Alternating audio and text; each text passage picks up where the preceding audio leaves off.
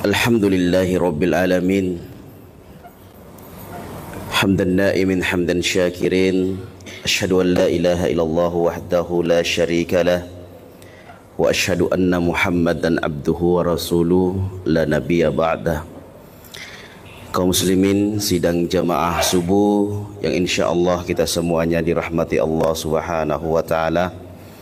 Alhamdulillah pada subuh ini insyaallah kita melanjutkan kembali pembahasan berkaitan masalah ketika doa belum diijabah oleh Allah Subhanahu wa taala.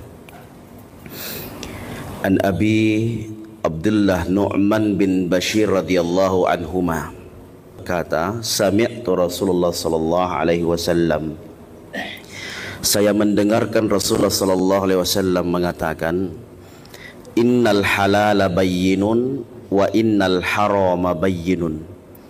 Sesungguhnya perkara yang halal itu telah jelas dan perkara yang haram itu telah jelas. Wa bainahuma umurun mushtabihat.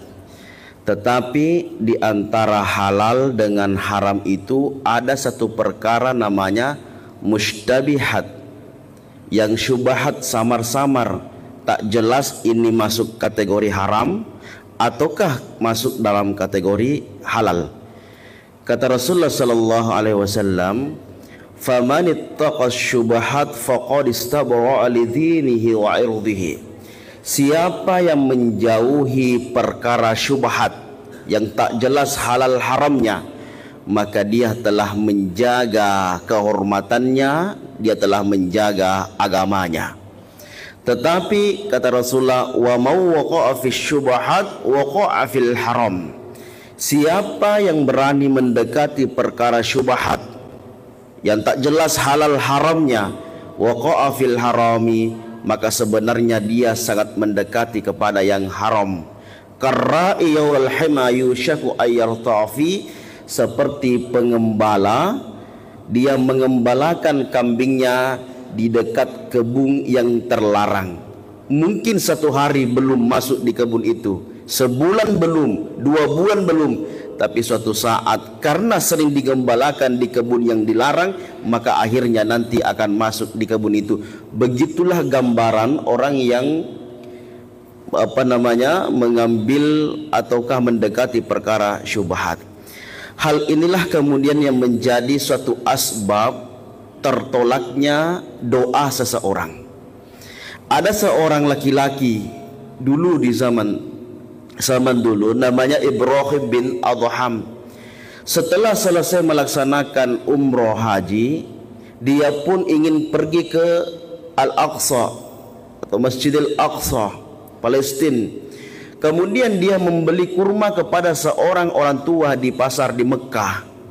Setelah beli kurma, kebetulan pada saat ditakar, ditimbang, ada satu biji kurma ya yang terjatuh di pungutnya kurma itu oleh Ibrahim bin Adham, kemudian dimakannya.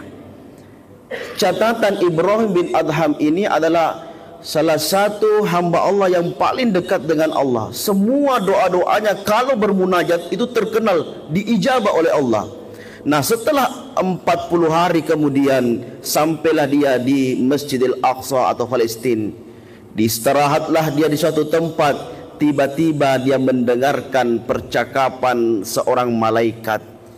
Apa perkataan dua malaikat? Dia mengatakan, malaikat pertama, sesungguhnya Ibrahim bin Adham ini tak lagi diterima doanya. Kata malaikat yang lain, kenapa tak lagi diterima doanya, padahal dia terkenal bahwa dia adalah seorang hamba yang sangat dekat kepada Allah, doa-doanya diijabah oleh Allah. Kata malaikat yang satu, 4 bulan yang lalu dia pernah memakan kurma yang bukan miliknya. Maka di saat itulah Ibrahim bin Adham bergegas kembali ke Mekah untuk mencari di mana dia beli kurma waktu itu. Jadi barangkali belum ditimbang, mungkin jatuh, diambilnya kurma itu. Maka dia ingin meminta kehalalannya. Setelah sampai di Mekah, dia mendatangi tempat dia beli kurma. Ternyata orang tua itu sudah tiada. wahai seorang anak muda, saya mencari seorang orang tua yang menjual kurma. Kata anak muda itu, sesungguhnya dia adalah bapakku dan sudah berpulang ke rahmatullah. Lantas kata Ibrahim bin Adham, kalau begitu engkau sebagai ahli warisnya, maka saya memohon untuk meminta kehalalan 1 biji kurma yang pernah ku ambil, yang ku makan. Aku tak tahu kalau itu adalah bukan hak milikku. Kata anak tadi yang menjual kurma, kalau saya gampang, tapi menjadi persoalan saya 11 bersaudara. Maka ternyata Ibrahim bin Adham berbulan-bulan mencari, keliling mencari, sampai semuanya ditemukannya saudaranya dan diminta kehalalan daripada 1 biji kurma itu.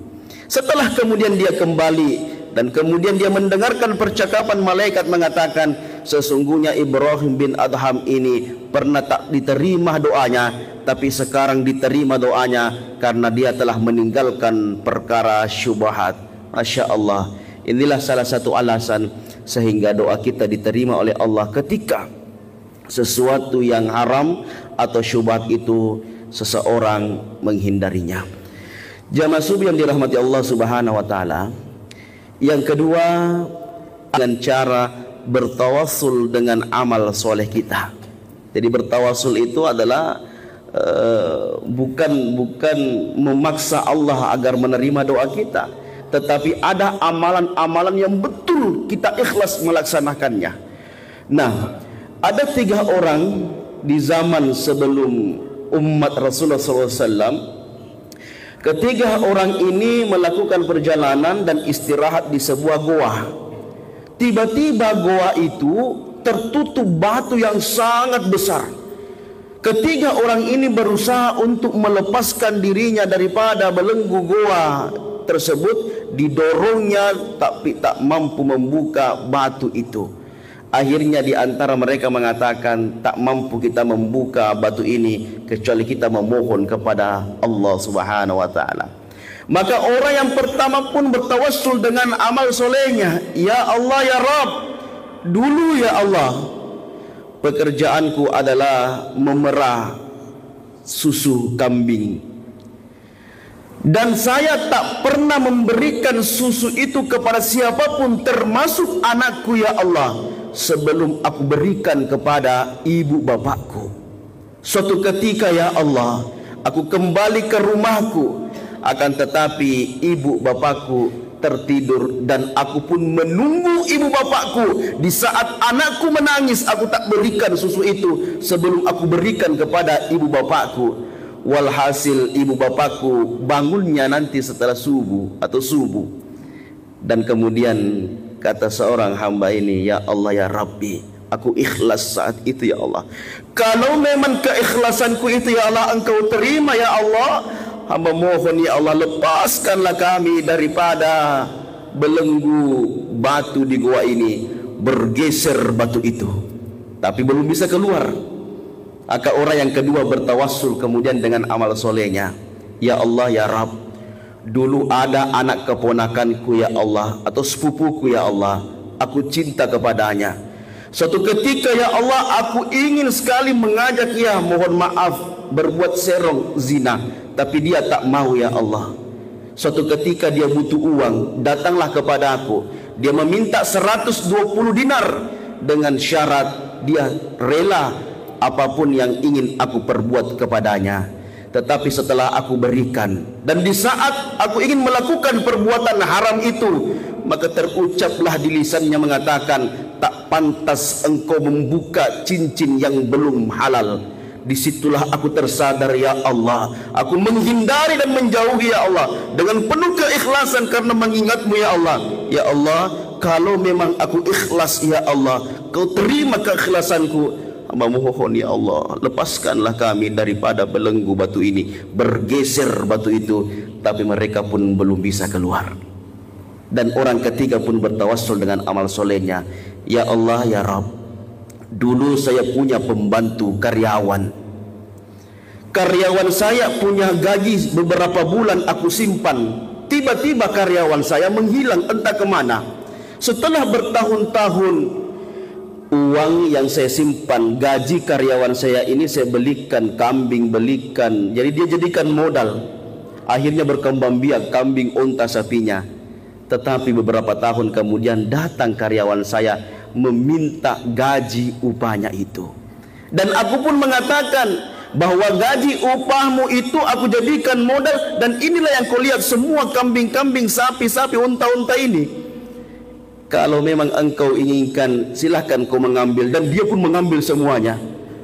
Dan kemudian dia mengatakan, saya ikhlas ya Allah. Kalau memang ya Allah engkau menerima keikhlasanku, hamba mohon ya Allah, lepaskanlah kami daripada belenggu batu ini. Ternyata bergeserlah batu itu, dan mereka pun bertiga bisa keluar daripada ujian cobaan itu. Ini salah satu tanda ulama jumhur membolehkan kita untuk bertawassul dengan berdoa, bertawassul dengan amal soleh yang kita lakukan. Kaum muslimin sidang jamaah subuh yang insyaallah kita semuanya dirahmati Allah Subhanahu wa taala. Jadi sebagai kesimpulan tentang doa kita, ketika seorang bertanya kenapa doa saya belum diijabah, sebenarnya bukan doa kita tak didengar oleh Allah. Semua doa didengarkan oleh Allah. Hanya saja terkadang Allah ingin agar apa yang kita minta itu bermanfaat bagi kita, sesuai dengan keinginan kita, sehingga Allah terkadang menahan, Allah terkadang memberikan jeda waktu, Allah terkadang tak memberikan karena bisa merusak. Seperti seorang anak SMA yang minta dibelikan motor, Pak. 2 orang anak SMA minta dibelikan motor. Yang satu sudah dibelikan, yang satu belum. Ternyata jawabannya setelah mereka selesai kuliah. Orang yang tak diberikan motor oleh orang tuanya padahal dia berdoa juga, ternyata dia sukses sampai berhasil betul. Sedangkan orang yang diberikan, siswa yang diberikan motor ini tak lagi lanjut sekolahnya. Kenapa? Karena di saat setelah diberikannya motor tak pernah lagi sampai di sekolahnya. Kalau tak sampai atau dia lewati sekolahnya. Jadi seperti itulah gambarannya, bahwasanya wallahu ya'lamu wa antum la ta'lamun.